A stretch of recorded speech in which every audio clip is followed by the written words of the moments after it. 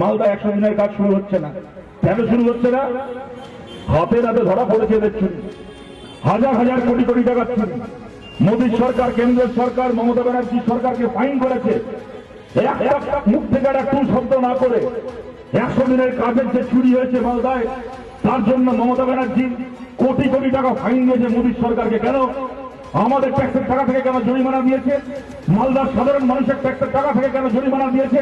আর যখন আমরা এখানে সভা করছি, এখন মমতা ব্যানার্জি মালদা এসছেন, চাঁচলে সভা করছেন, আমরা দাবি করছি আপনি মমতা ব্যানার্জি ক্ষমতা থাকলে চাঁচলের সভায় দাঁড়িয়ে বলুন, মালদার মানুষের টাকা থেকে আপনি জরিমানা দিয়েছেন কেন? মালদার কোন সাধারণ মানুষ চুরি করেছে? মালদার কোন সাধারণ মানুষ 100 দিনের টাকা খেয়েছে? আরে মালদায় দাঁড়িয়ে তো 100 দিনের টাকা চুরি করেছে আপনার দলের ওই সাবিনা আর রহিম বক্সি আর কৃষ্ণেন্দুর চোরগুলো টাকা চুরি করেছে।